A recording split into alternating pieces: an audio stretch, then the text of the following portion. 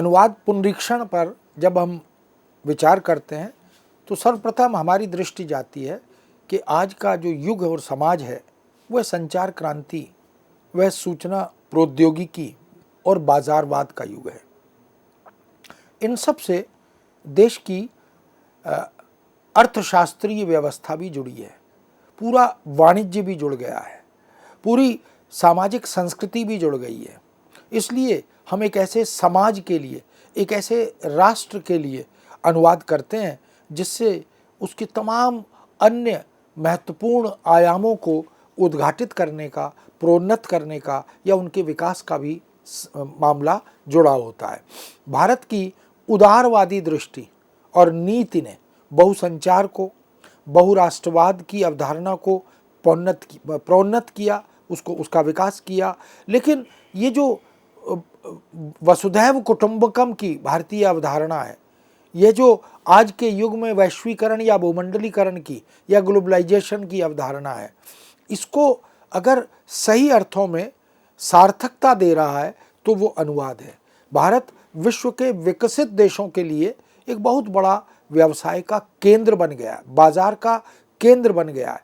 न जाने दुनिया के कितने राष्ट्र अपने उत्पादों को भारतीय समुदाय में बेचना चाहते हैं, उनका विक्रय करना चाहते हैं, उनका बाजार निर्मित करना चाहते हैं। और इस उदारीकरण की नीति से निश्चित रूप से हमारे व्यवसाय में, हमारे उत्पादों के निर्माण में भी एक गुणवत्ता पैदा हुई है, क्योंकि हमें विदेशों से आने वाले उस वस्तु को, उस पदार्थ को, उस निर्मिति को अगर हम देखते हैं तो हमें उससे बेहतर निर्मिति तैयार करने की प्रेरणा भी मिलती है, क्योंकि हमें भी अपना बाजार निर्मित करना है। बहुत से देशों की बड़ी बड़ी कंपनियां, विदेशी कंपनियां अपने उत्पादों को जब हमारे बाजार में उतारती हैं बेचने के लिए, तो निश्चित रूप से वो हर संभव प्रयत्न करती हैं, हमारे देश की भाषाओं में अपने उत्पाद और पदार्थ को बेचने का प्रयत्न करती हैं।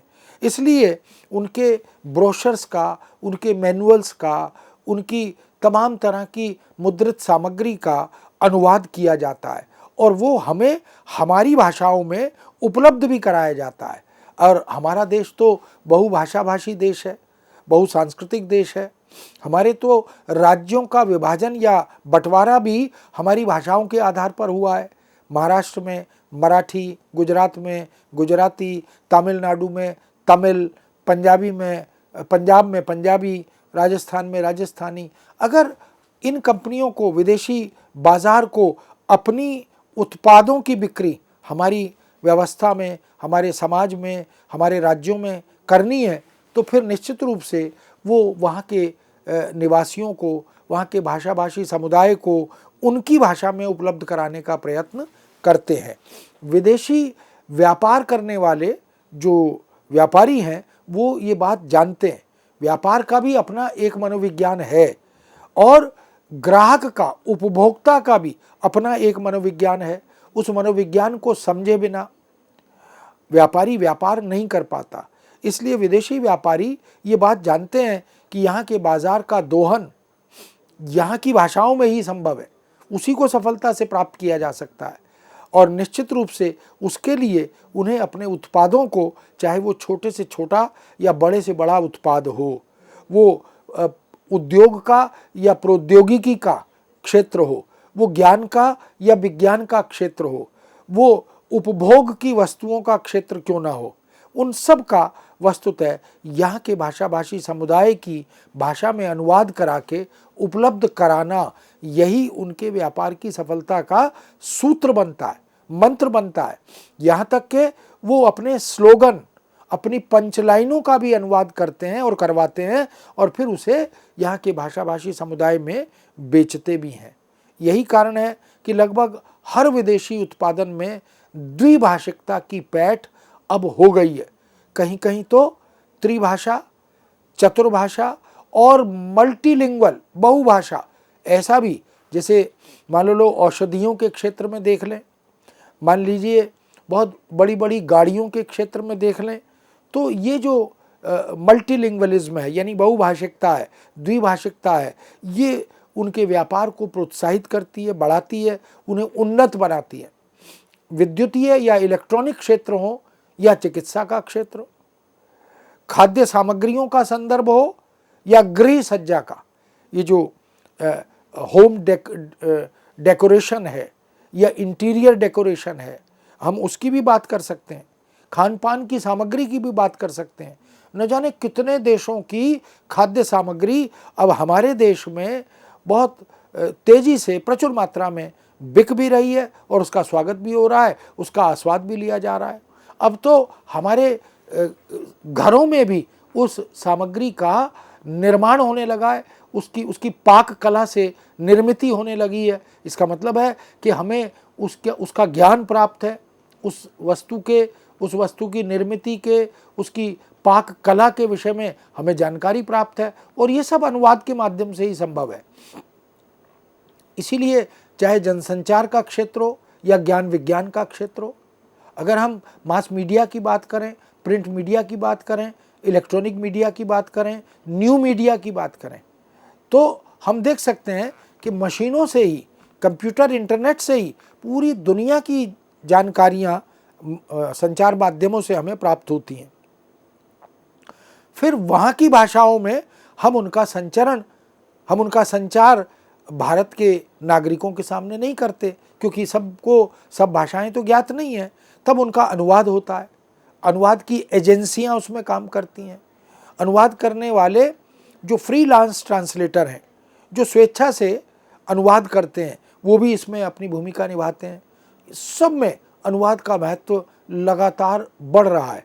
अब ज्ञान विज्ञान की बात करें तो विश्व के ज्ञान से हमारा देश उपकृत हो, लाभान्वित हो, हम उसके लिए भी अनुवाद करते हैं। और हमारे देश की जानकारियों से, ज्ञान संपदा से, ज्ञान परंपरा से पूरी दुनिया उपकृत हो, लाभान्वित हो, हम उसके लिए भी अनुवाद करते और करवाते हैं। तो इसका अर्थ है कि चाहे मनोरंजन का क्षेत्र हो, चाहे आवश्यकता और अपेक्षा की पूर्ति के किसी भी क्षेत्र की बात हम करें, शिक्षा दीक्षा की बात करें, शिक्षण प्रशिक्षण की बात करें, सब में अनुवाद का महत्व लगातार बढ़ रहा है। क्योंकि ज्ञान परंपरा को वैश्विक धरातल पर ले जाने की जो महत्वपूर्ण राह है, वो अनुवाद से होकर निकलती है। अनुवाद अब दोयम दर्जे का कार्य नहीं रहा। इसलिए नहीं रहा क्योंकि अनुवादक पहले की तुलना में बहुत गंभीर हो गया है, जिम्मेदार हो गया है। वो अपनी जिम्मेदारी का बोध करता है, दायित्व का निर्वाह करते हुए वह भाषा और विषय की सावधानी बरतता है। और इस सब के साथ साथ उसके अनुदित कार्य को कोई दूसरा व्यक्ति भी देखता है, कोई पुनरीक्षक भी देखता है, और फिर व्यवस्था जब उसे ग्राहक के पास ले जाती है तो एक शुद्ध, एक निर्दोष और निष्पाप अनुवाद के रूप में इसलिए ले जाती है क्योंकि उसका एक प्रयोजन है, क्योंकि उसकी अपनी एक सार्थकता है। इस दृष्टि से अनुवादक अब असफल साहित्यकार नहीं रहा। कभी किसी ज़माने में ऐसी एक धारणा थी कि जो साहित्य के क्षेत्र में विफल हो जाते हैं वो अनुवाद के क्षेत्र में चले जाते हैं, क्योंकि अनुवाद में मौलिकता की, सृजनात्मकता की आवश्यकता संभवतः उनकी दृष्टि में नहीं होती। लेकिन यह बात अब कम से कम विश्वसनीय नहीं है, मान्य नहीं है, क्योंकि अनुवाद भी एक सृजनात्मक अनुशासन बन गया है। अनुवादक इस बात को समझता है कि उसके पाठक को क्या चाहिए, किस तरह से उसकी वस्तु का अंतरण या अनुवाद वो कर सकता है, इस पर वो गंभीरता से समझता है। विवेकपूर्ण और विकासशील देशों में अनुवाद और अनुवादक का महत्व अब इसीलिए बढ़ रहा है क्योंकि मूल साहित्य की आत्मा का संचरण या संचार या विस्तार वह भी अनुवाद और अनुवादक के माध्यम से ही होता है।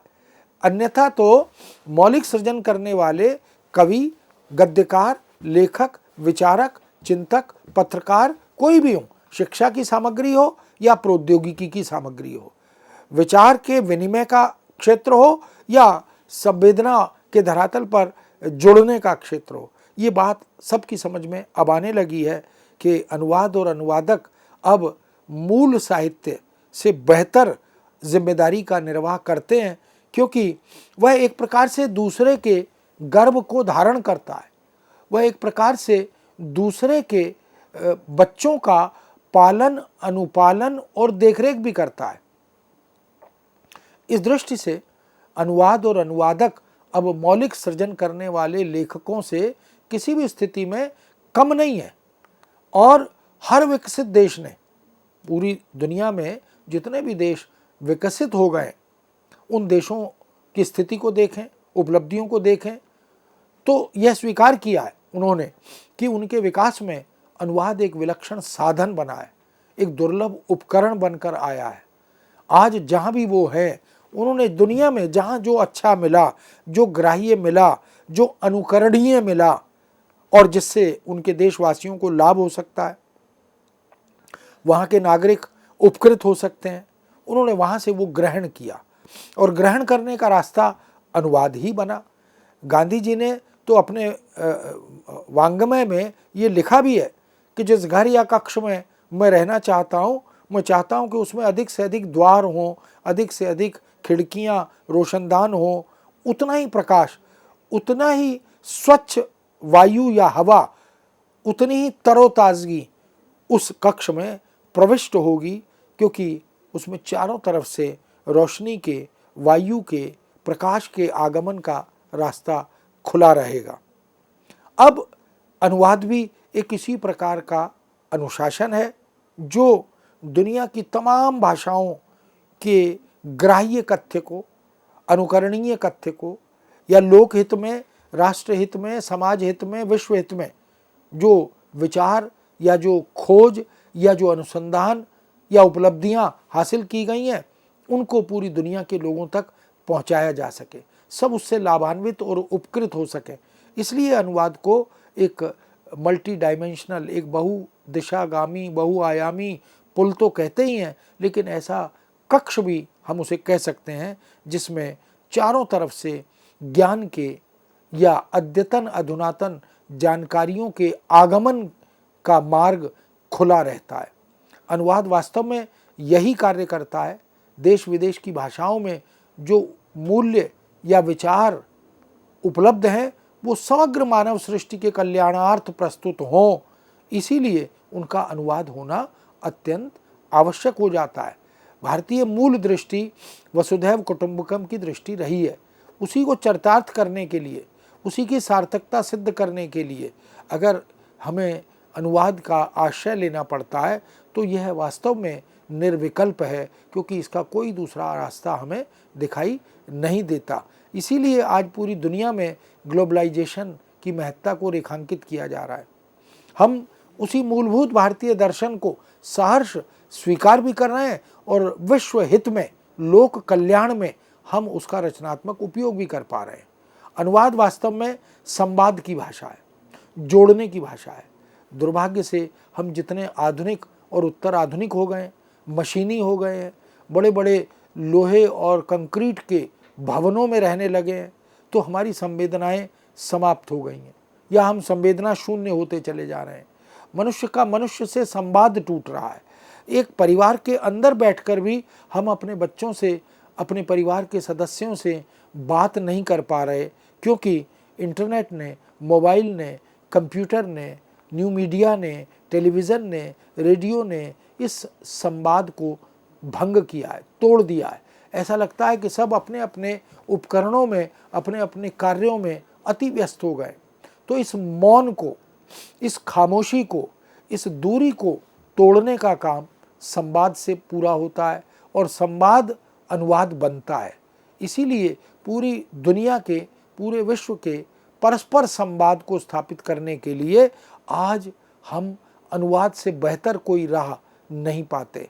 पूरा विश्व लालायित है कि परस्पर संवाद स्थापित हो, परस्पर एक दूसरे के लिए हम कल्याण का, उपकार का कार्य कर सकें। यदि हम विवाद से बचते हुए पूरे विश्व को एक इकाई के रूप में देखना चाहते हैं, तो हमें युद्ध स्तर पर मनसा वाचा कर्मणा संकल्प लेकर अनुवाद को प्रोन्नत करने की आवश्यकता दिखाई देती है। पूरे विश्व की भाषा के रूप में आज हम अनुवाद को मान्यता प्रदान करते हैं। यानी आज हम ही नहीं, पूरा भारत ही नहीं, पूरी भारत की नई राष्ट्रीय शिक्षा नीति ही नहीं, विश्व में इस बात की मान्यता लगातार बढ़ रही है, स्वीकृति बढ़ रही है कि परस्पर अनुवाद होना चाहिए। जो विचारक हैं, जो चिंतक हैं, जो सुधारक हैं, जो राष्ट्र के गंभीर समर्पित व्यक्तित्व हैं, उन्होंने जो कुछ दिया वो दुनिया के सामने जाना चाहिए, विश्व के सामने जाना चाहिए। अनुवाद विधा की एक विडंबना तो है, वह यह कि उसकी छवि के साथ दोष दूषण, आक्षेप आरोप, अक्षमता असमर्थता, ऐसे कई पहलू जुड़े हुए हैं। बहुत से लोग उस पर प्रश्न चिन्ह लगाते हैं, उसे मौलिक सृजन की तुलना में दोयम दर्जे का कार्य मानते हैं, या अनुवाद में किसी प्रकार से अवांछित रूप से हुई त्रुटियों के कारण उसे दूषित विधा मानते हैं, उसे अग्रिम पंक्ति में बैठने का हकदार नहीं मानते हैं। ऐसे बहुत से आक्षेप आरोप अक्षमता असमर्थता के कारण लगते हैं। कहा यह भी गया कि ट्रांसलेशन इज ए सिन, अनुवाद पाप है। इसीलिए कहा गया क्योंकि अनुवाद कर्म के प्रति जो गांभीर्य था, जो जिम्मेदारी थी, जिसकी चर्चा हमने प्रारंभ में की कि पढ़ना, लिखना, बोलना, सुनना, ये चारों भाषाई कौशल अनुवादक के पास होने चाहिए। उसे अपने ग्राहक के मनोविज्ञान की समझ भी होनी चाहिए। वो क्या चाहता है, वो कितना चाहता है, वो किस रूप में चाहता है।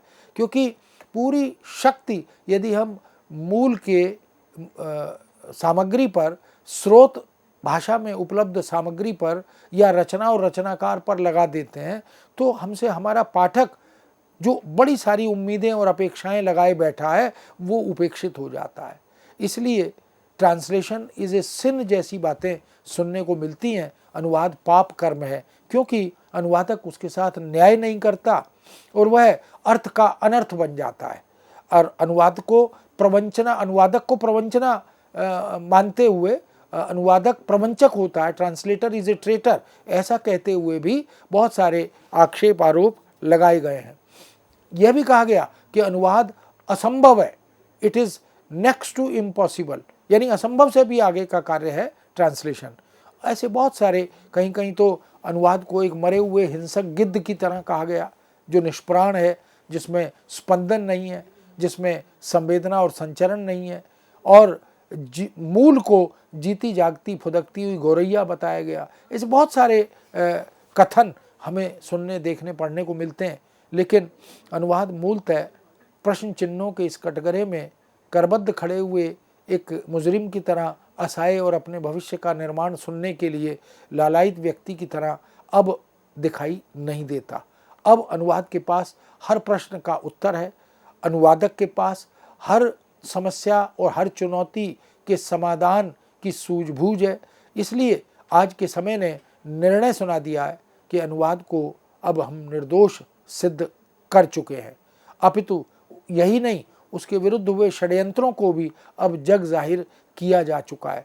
अनुवाद कोई खेल नहीं है, अनुवाद कोई रस्म अदायगी नहीं है, वो सहज या सरल कार्य होना चाहिए। ये जो कथन है, ये वस्तुतः उसी ओर हमारा ध्यान आकृष्ट करता है, जो जहाँ कहा यह जाता है कि जिसके पाँव न फटी बिवाई, वो क्या जाने पीर पर आई।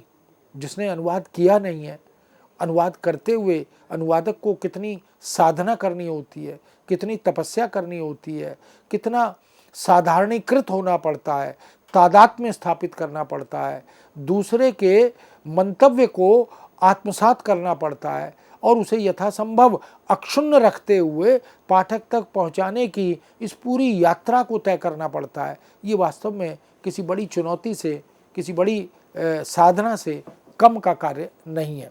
इसलिए हमें मध्यकाल के बड़े प्रसिद्ध कवि, संत कवि कबीर का वो कथन, जिसमें आत्म बलिदान का पुण्य, वो इसे मानते हैं।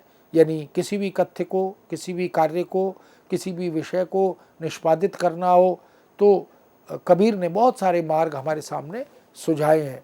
भक्ति और प्रेम के संदर्भ में तो वो कहते हैं कि यह तो घर है प्रेम का, खाला का घर नाई, शीस उतारे भुई धरे, तब ये घर में जाई। इस घर में बैठना हो, प्रवेश करना हो, तो हमें उसके लिए अपने आप को तैयार करना पड़ता है। उसके लिए जो एक अर्हता है, एक अपेक्षा, आवश्यकता है, उसको पूरा करना होता है। ईश्वर को पाना है, ईश्वर तक पहुंचना है, तो अपने अहंकार को, अपनी ईगो को बाहर छोड़ना होता है, क्योंकि उनके अनुसार एक मयान में एक ही तलवार रह सकती है। यदि ईश्वर रहता है तो हम नहीं रहते, हम रहते हैं तो ईश्वर नहीं रहता। इसलिए भक्त को या साधक को अपने अहम को, अपने अहंकार को छोड़ना पड़ता है और वह एक प्रकार से सूक्ष्म रूप धारण करके उसे उसमें प्रविष्ट होना पड़ता है।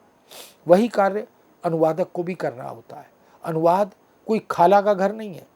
बहुत विरले विलक्षण लोग ही इसके अधिकारी होते हैं। अपने अहंकार रूपी शीश को उतारने के लिए जो प्रस्तुत हो, जो तैयार हो, जो इस चुनौती का सामना करने के लिए निडर होकर हमारे सामने उपस्थित हो, वही इसका सच्चा अधिकारी या सच्चा पात्र है।